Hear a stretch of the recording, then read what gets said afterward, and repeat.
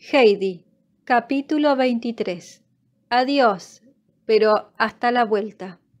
El día anterior se habían recibido en la cabaña noticias de que era seguro que la abuelita llegaba. Fue Pedro quien de buena mañana trajo la carta al llegar con sus cabras. El abuelo y las dos niñas habían salido ya. Blanquita y Diana esperaban también afuera de la cabaña. Sacudían alegremente su cabeza a la brisa matinal mientras las niñas las acariciaban y les deseaban buen viaje para la ascensión. El abuelo, de pie ante ellas, miraba ya a las lindas cabras de limpia y reluciente pelambre, ya a los frescos rostros que se inclinaban sobre ellas. Unas y otros debían complacerle, ya que el anciano sonreía con aire de satisfacción. En este momento apareció Pedro. Al ver el grupo que se había formado ante la cabaña, avanzó lentamente, tendió la carta al viejo y cuando éste la tuvo entre las manos, el niño retrocedió con aire de terror y volvía de vez en cuando la cabeza, como si temiera algo que pudiera atacarle por la espalda. Después, dando un brinco, se alejó hacia los pastos. «Abuelo», dijo Heidi, que había seguido la escena con asombro, «¿por qué Pedro imita ahora mismo al gran turco cuando siente restallar el látigo tras él? Este comienza por retroceder, después sacude la cabeza en todas direcciones y de pronto inicia una serie de grandes saltos. ¿Acaso Pedro sienta también a sus espaldas el sonido del látigo que merece?», repuso el abuelo. Pedro ganó de un solo salto la primera pendiente. Después, cuando ya no podían verlo, cambió de táctica. Se detenía a cada instante, volvía la cabeza en todas direcciones con aire temeroso y después repentinamente daba un gran salto y miraba hacia atrás con el mismo gesto de terror que si alguien lo hubiera agarrado por el cuello. Detrás de cada zarzal, de cada seto, Pedro se preparaba para ver surgir al agente de policía de Frankfurt, dispuesto a saltar sobre él. Cuanto más larga era la espera, más profundo era su terror. Heidi, entretanto, se ocupaba en poner la cabaña en orden, a fin de que todo estuviese en su lugar cuando llegase la abuela. Clara disfrutaba de veras viendo la actividad que desplegaba Heidi yendo y viniendo de un rincón a otro. Siempre le producía gran placer verla trabajar afanosamente. Ocupadas de este modo, las niñas vieron deslizarse las primeras horas de la mañana sin que el tiempo se les hiciera pesado. Por fin llegó el momento en que vendría la abuelita. Clara y Heidi, preparadas para recibirla, salieron a sentarse en el banco que había adelante de la cabaña y allí se dedicaron a esperar los acontecimientos. El abuelo llegó también.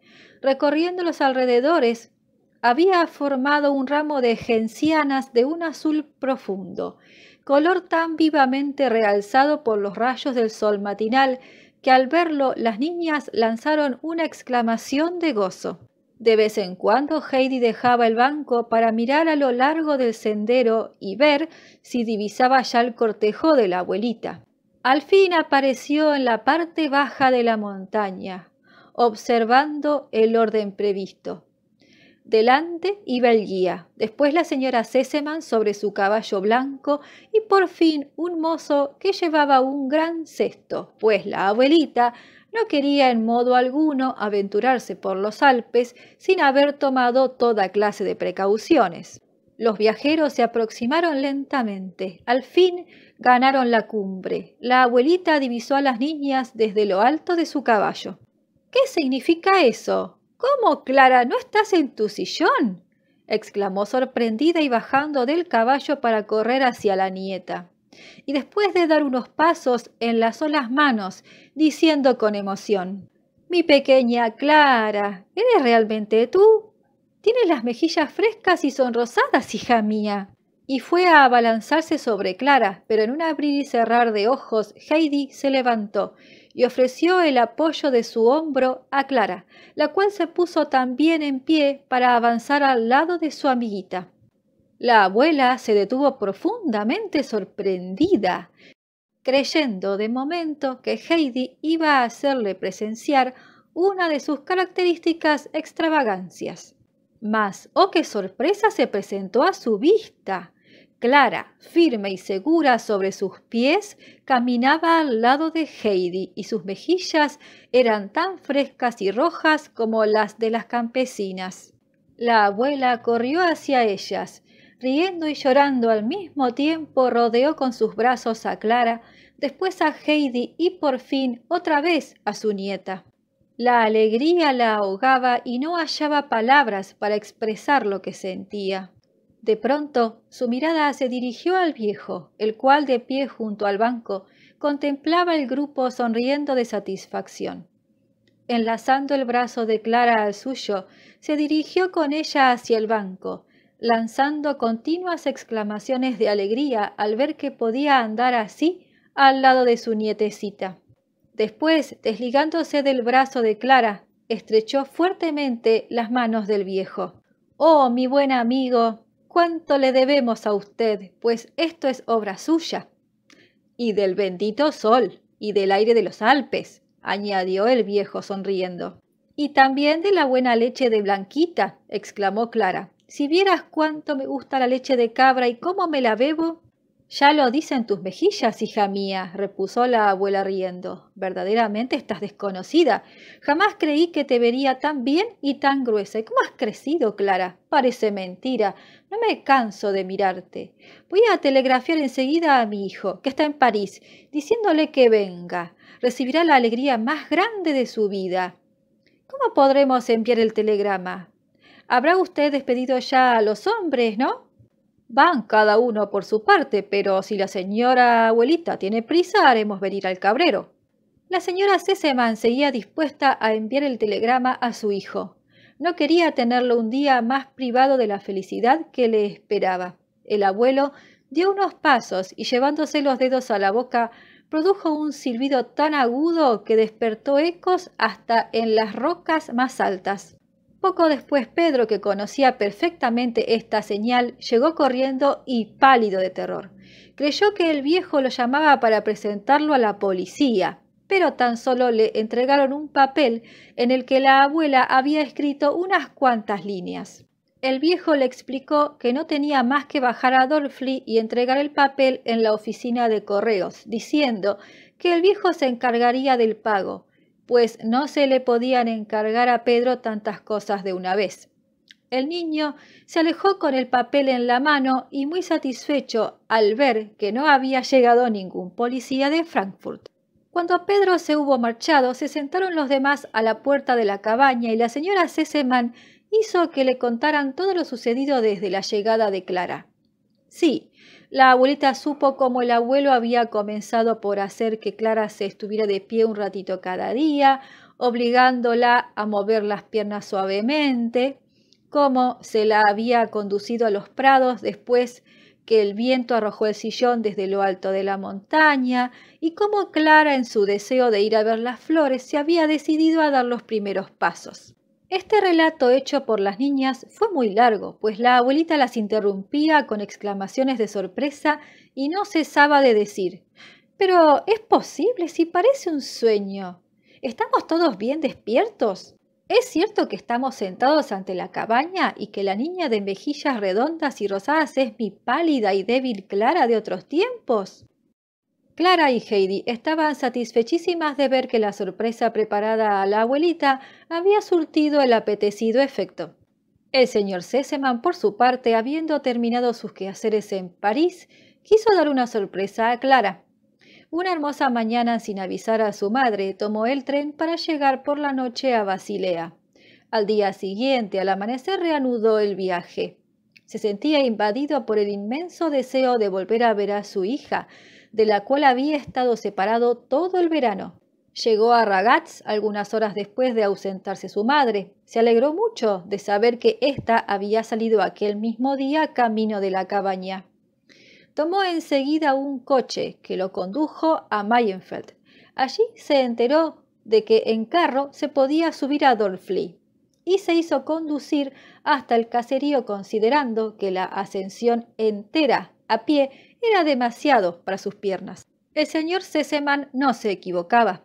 La ascensión le fatigó mucho y el camino le pareció demasiado largo. No se divisaba aún la cabaña de Pedro, la cual, por las descripciones de Heidi, sabía que se hallaba a la mitad del camino. Se veían por todas partes pistas de peatones y en algunos puntos estas huellas se entrecruzaban en todas direcciones. El señor Sesemann comenzaba a preguntarse si no habría equivocado el camino y la cabaña se hallaría al otro lado de la montaña. Miró en torno suyo por si veía a alguien que pudiera guiarlo. Pero el más profundo silencio reinaba por todas partes y nadie se veía, ni lejos ni cerca. Tan solo a intervalos regulares se oía el rumor del viento que remontaba a la montaña, los moscardones que bordoneaban al sol y de vez en cuando el alegre piar de un pájaro desde lo alto de un solitario arbusto.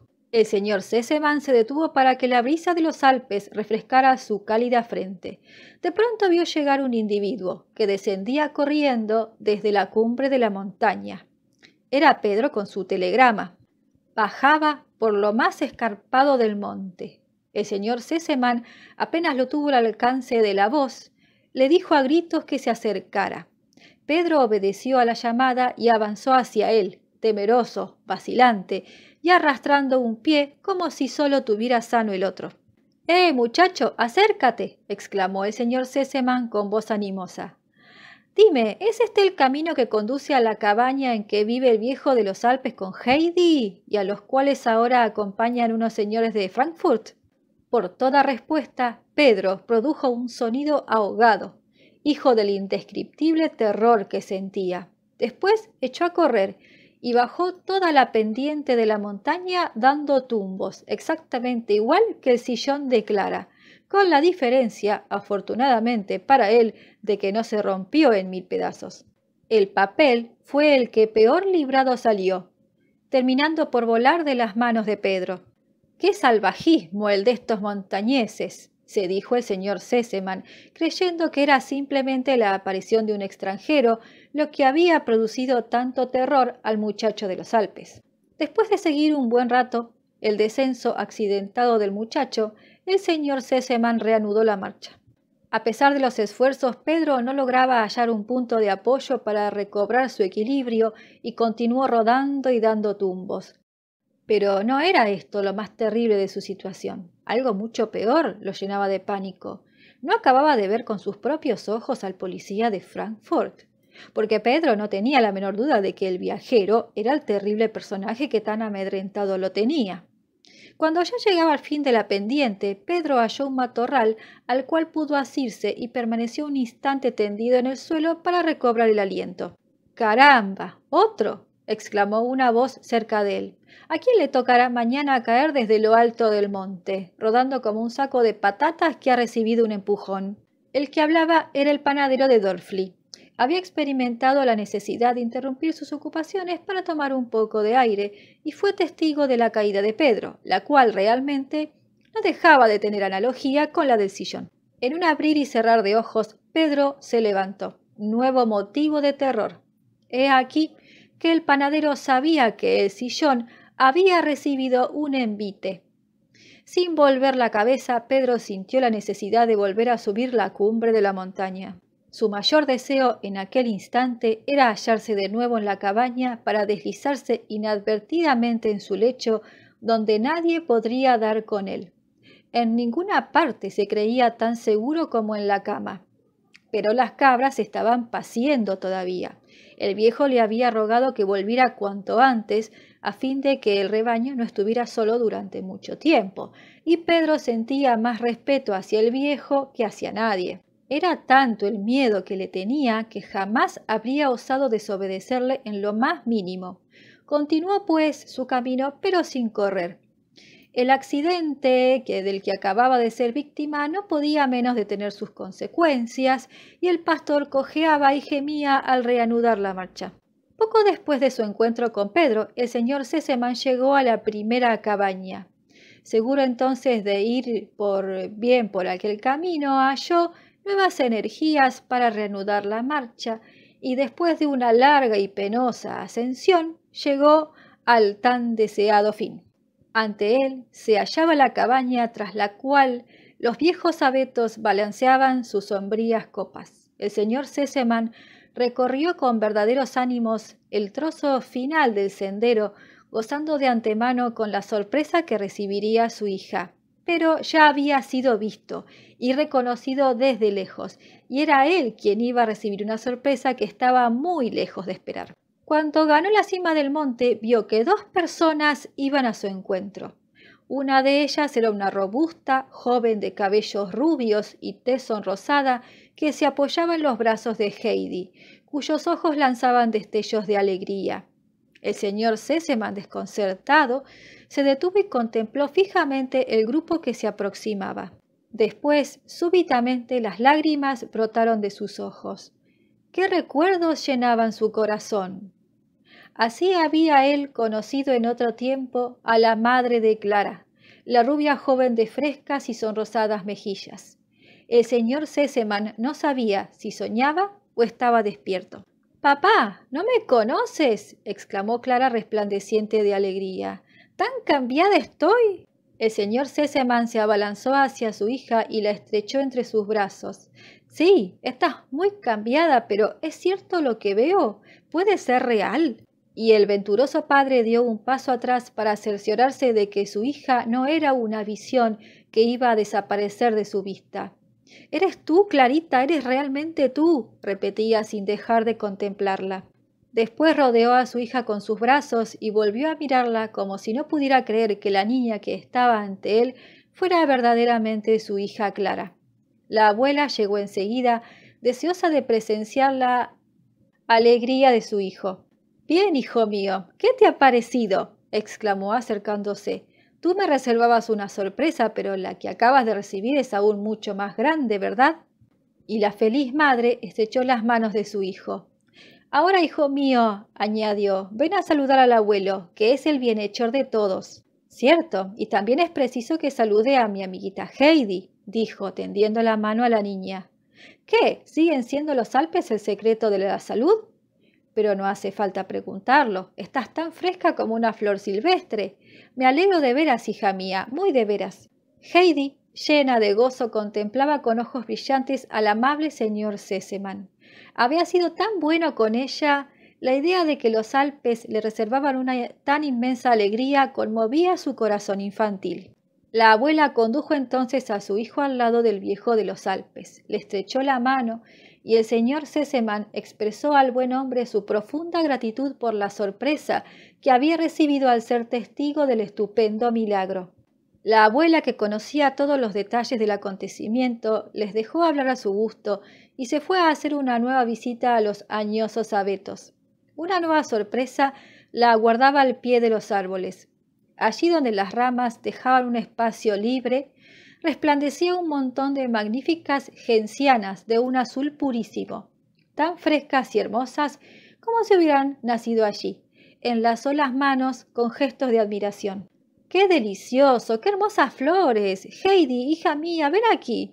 ¿Eres tú la que me has preparado esta agradable sorpresa? Es verdaderamente asombroso».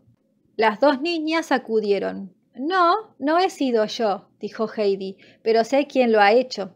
Con estas flores este rincón se parece a uno de los prados de allá arriba, aunque aquello es más bello aún», dijo Clara. «¿Sabes quién ha subido allá arriba esta madrugada para traer esas flores?». Y Clara sonreía tan alegremente que la abuela se preguntó si no habría sido su misma nieta quien subiera por las flores, pero esto era imposible. En aquel momento llegó un rumor de entre los abetos. Era Pedro, que volvía de su desdichado viaje. Habiendo reconocido desde lejos a la persona con la que el viejo de los Alpes hablaba delante de la cabaña, dio un gran rodeo y se deslizó entre los abetos con la esperanza de pasar inadvertido. Pero la abuela lo vio y su presencia le sugirió una nueva idea. ¿No sería Pedro el que había traído las flores y ahora procuraba ocultarse llevado de su timidez y su modestia? En tal caso, merecía una pequeña recompensa y no podía dejarlo escapar. «Ven aquí, muchacho, acércate, no temas», le gritó la señora Sesemann introduciendo la cabeza entre los abetos. Pedro se detuvo, petrificado por el terror. Después de lo sucedido, No tenía fuerzas para resistirse. Esta era su sola idea. Ya se ha descubierto todo. Pálido y con los cabellos de punta, salió lentamente de detrás de los pinos. Vamos, ven, le dijo la abuela para animarlo. Y ahora, hijo mío, dime, ¿eres tú quien ha hecho esto? Pedro levantó los ojos y no pudo ver lo que la señora Sesemann le señalaba con el dedo. Acababa de ver al viejo frente a la cabaña. Sus ojos grises estaban fijos en él con un vigor penetrante. Y al lado del viejo estaba el principal objeto de su terror, el agente de policía de Frankfurt. Temblando de pies a cabeza, moduló un sí ahogado. «¿Pero a qué viene ese miedo?», dijo la abuela. Es que cada pieza anda por su lado y no se pueden juntar», articuló el pastorcillo penosamente, mientras sus piernas temblaban tan intensamente que apenas podía sostenerse. La abuela avanzó hacia la esquina de la cabaña. «Mi querido abuelito, ¿es que este muchacho está mal de la cabeza?», preguntó llena de compasión. «Nada de eso», repuso el viejo. «Lo que pasa es que nadie más que él ha sido la ráfaga de aire que ha hecho trizas el sillón de ruedas y teme recibir el castigo que merece». La señora Sesemann se resistía a creerlo. No juzgaba que Pedro tuviera cara de malo y no comprendía qué razón podría haber tenido para destruir el sillón que tan indispensable era para Clara. Pero las palabras inarticuladas del muchacho habían sido para el viejo una confirmación de cierta sospecha que tuviera a raíz del accidente. Las miradas iracundas que había dirigido a Clara y otras pruebas de su animosidad hacia los recién llegados no habían pasado inadvertidas al viejo. Haciendo deducciones, había llegado a la conclusión que acababa de expresar a la abuela y que después ilustró con toda serie de detalles. La señora Sesemann tomó entonces la palabra con vivacidad. «No, no, querido abuelo, no debemos castigar al muchacho. Es preciso obrar con justicia. Unos forasteros se presentan un día en los Alpes y le privan durante semanas enteras de Heidi, su dulce bien. Se queda solo durante días y días. No, seamos justos. La cólera se ha apoderado de él y lo ha conducido a una venganza disparatada. ¿Pero acaso la cólera no nos priva a todos de la razón?» Dicho esto, la abuela volvió al lado de Pedro, que continuaba inmóvil y petrificado por el terror. «Vamos, muchacho, ven aquí, tengo que decirte una cosa. Cesa de temblar, no tengas miedo, óyeme. Es necesario. ¿Fuiste tú el que precipitaste el sillón desde lo alto de la montaña? Esto es una mala acción, bien lo sabes, así como tampoco ignorás que merece ser castigado. Has tenido que hacer lo imposible a fin de que nadie se enterara de tu acción. Pero suponer que una mala acción puede permanecer oculta es un error. Dios lo ve y lo sabe todo. Cuando se da cuenta de que alguien quiere ocultar su mala acción, hace que en su corazón despierte el centinela que él ha colocado allí y que permanece dormido hasta que se hace el mal. El pequeño centinela tiene en la mano una aguja y pincha sin cesar en el corazón del que no ha obrado bien, no dándole un instante de reposo. Su voz lo tortura también diciéndole constantemente: «Van a descubrirte y te castigarán». Y el malo, debatiéndose entre el temor y la angustia, no puede vivir en paz. ¿No es esto lo que te ha sucedido a ti, Pedro? Pedro, conmovido por tales palabras, movió la cabeza afirmativamente. «Y también han sufrido otro error tus cálculos», continuó la abuela. «Has visto cómo el mal que querías hacer a cierta persona se ha convertido en bien. Precisamente porque Clara no tenía el sillón y quería ver las flores, hizo esfuerzos para andar, y casi lo consiguió, y ahora mejora de día en día. Y si sigue viviendo aquí, terminará por subir a los prados con bastante más frecuencia que lo que podría haber hecho en su sillón. ¿Ves cómo te has equivocado, Pedro? He aquí cómo Dios nuestro Señor puede valerse de las malas acciones de una persona para hacer bien a otra, y así, para el malo, todos son penas. ¿Has comprendido, Pedro? Bien, pues tenlo desde ahora bien presente. Cada vez que sientas la tentación de hacer algo, piensa en el pequeño centinela que llevas dentro del corazón con una aguja afilada y su voz terrible. ¿Te acordarás siempre? Sí, repuso Pedro, siempre abatido, pues no sabía cómo terminaría todo aquello. El agente de policía estaba aún hablando con el viejo. En fin, hemos terminado, concluyó la abuela, pero quiero que tengas un grato recuerdo de la gente de Frankfurt. Dime, muchacho, ¿no has deseado nunca nada? ¿Qué es lo que más deseas? A ver. Pedro levantó la cabeza y fijó en la abuelita la mirada estupefacta de sus ojos desmesuradamente abiertos. Hasta entonces había esperado que le sobreviviera algo terrible, pero he aquí que en vez de esto iba a recibir la cosa que le inspiraba un más vivo deseo. Sus pensamientos se embrollaban en su mente. Sí, hablo en serio, repitió la señora Sesemann. Tendrás lo que quieras, lo que prefieras, en recuerdo de las gentes de Frankfurt y en prueba de que éstas quieren olvidar lo que has hecho. ¿Comprendes ahora, hijo mío? Efectivamente, este pensamiento fue poco a poco aclarándose en la mente de Pedro. Comenzó a darse cuenta de que no debía temer castigo ninguno y de que aquella buena señora que estaba sentada ante él lo había librado de las manos de la gente de policía. Experimentó un alivio tan grande como si le hubieran quitado de encima el peso de una montaña, y como acababa de tener conocimiento de que es preferible confesar enseguida cualquier cosa mala que se haga, dijo de pronto: «También he perdido el papel». La abuela reflexionó un instante. Después dijo bondadosamente: muy bien, has hecho perfectamente en decirlo. Es preciso confesar en el acto cualquier falta que se cometa. En fin, ¿qué deseas?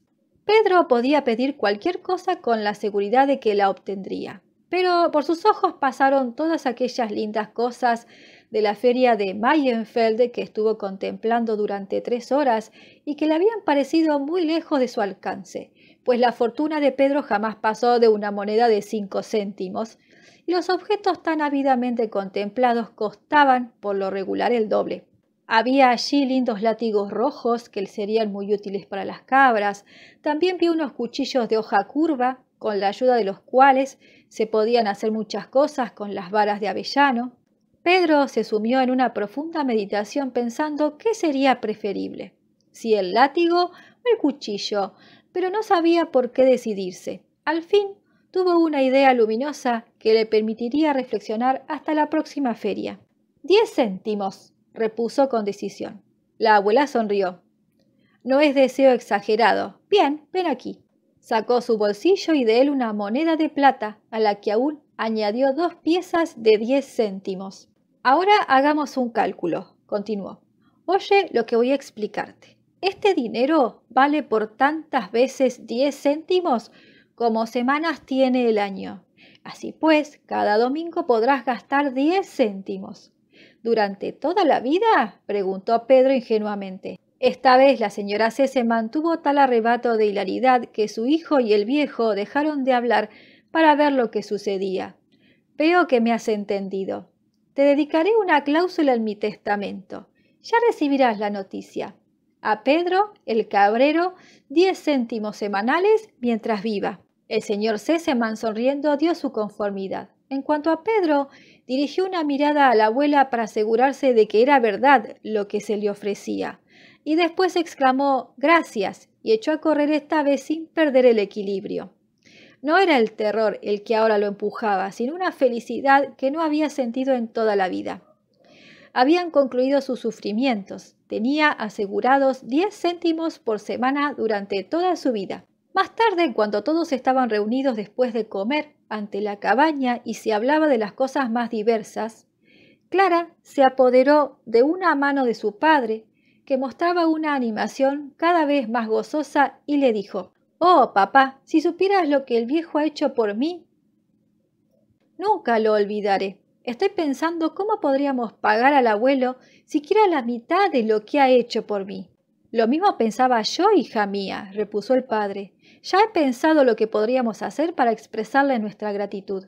El señor Sesemann se levantó y avanzó hacia el viejo, que estaba sentado al lado de la abuela y hablaba con ella. El señor Sesemann le estrechó la mano y le dijo afectuosamente: «Querido amigo, escúcheme. Tengo que hablar con usted 2 palabras. Usted me comprenderá cuando le diga que desde hace muchos años no había recibido una verdadera alegría. ¿Qué podrían significar para mí bienes y dinero viendo a mi hija, cuya salud y felicidad no podían lograr todas las riquezas del mundo?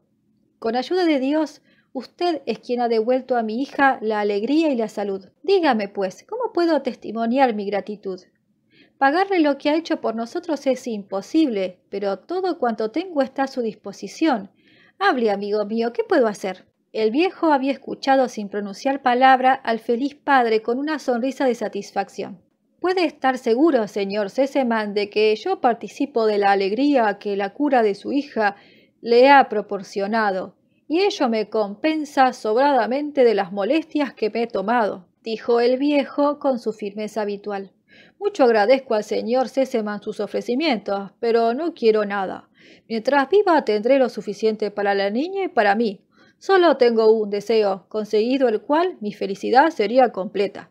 Hable, hable, querido amigo, dijo el señor Sesemann con tono apremiante.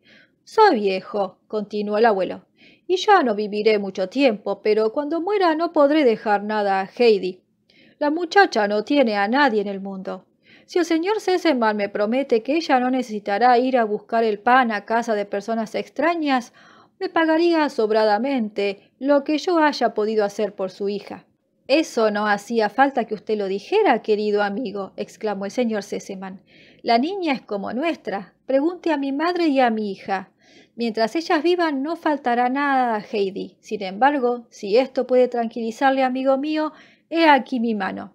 Le doy la palabra de que haré lo que desea. Yo lo tendré previsto para que así se haga, aunque me muera.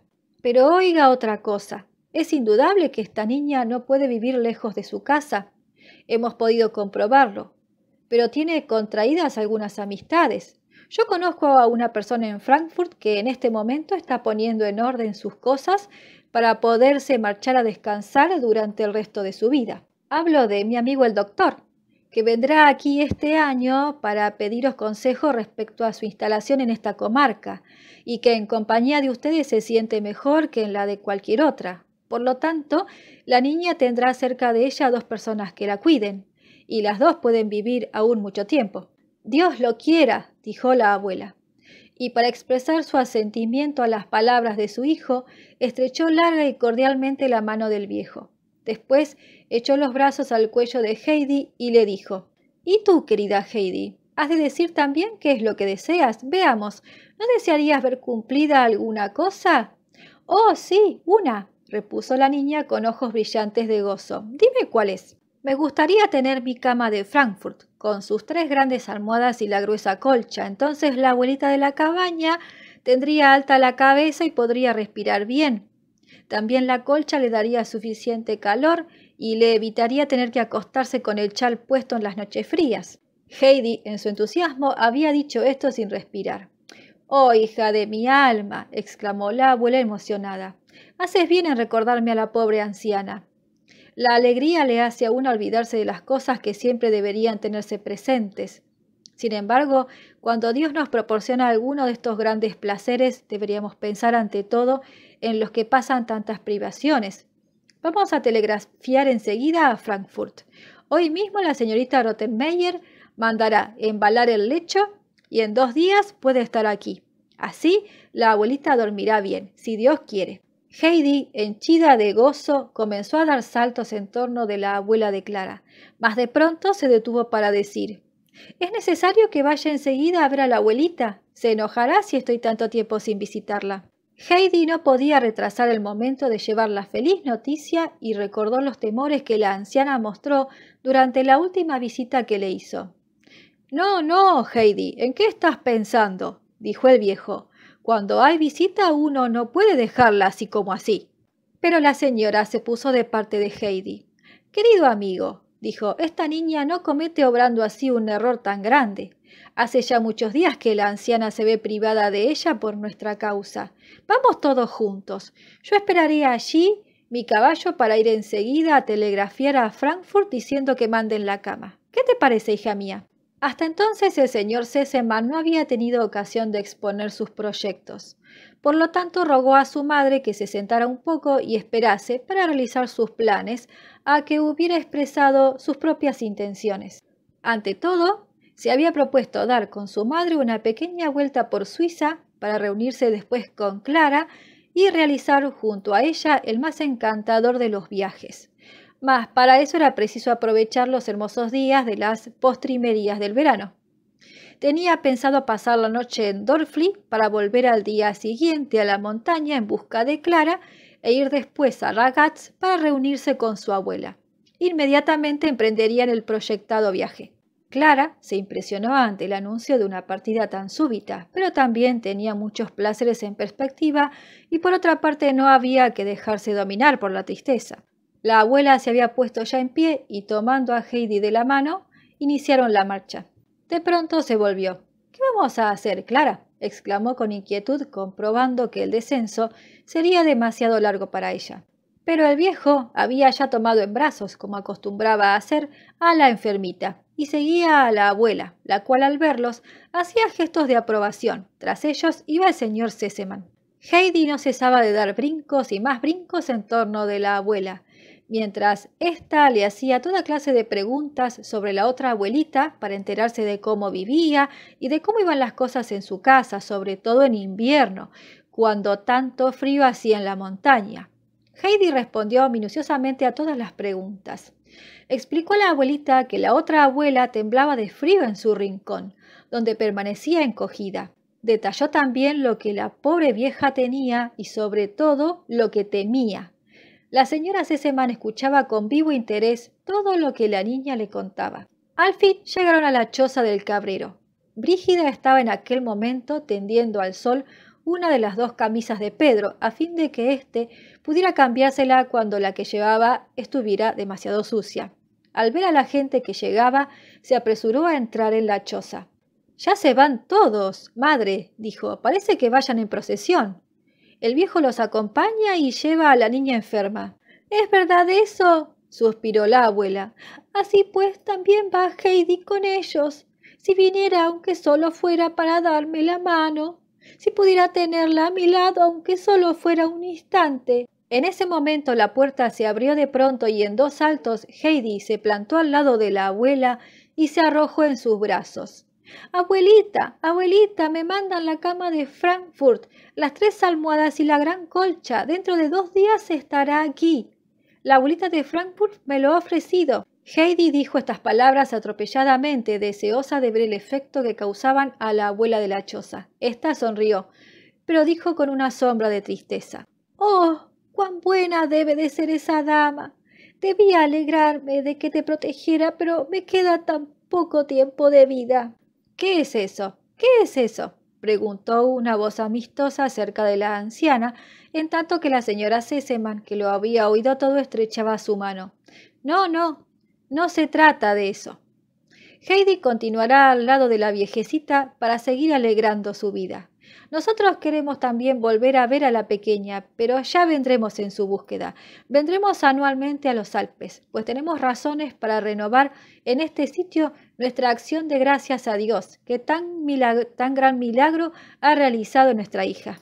Entonces una magnífica luz se expandió por el rostro de la anciana, que expresó su gratitud estrechando varias veces en silencio las manos de la señora Sesemann, mientras gruesas lágrimas de felicidad resbalaban por sus rugosas mejillas. Heidi había advertido el cambio de expresión que experimentó el rostro de la abuela de la choza y su gozo fue entonces completo. «¿Ves, abuelita, cómo todo ocurre de acuerdo con lo que te leí la última vez?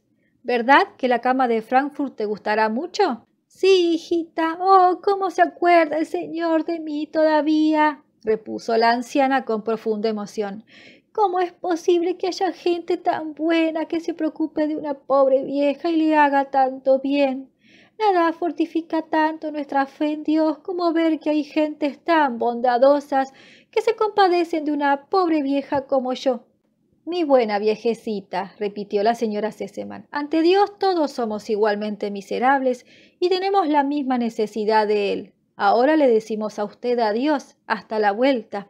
El año próximo, apenas lleguemos a los Alpes, haremos una visita a la anciana que no olvidaremos jamás». Dicho esto, la señora Sesemann volvió a tomar la mano de la viejecita y se la estrechó cordialmente.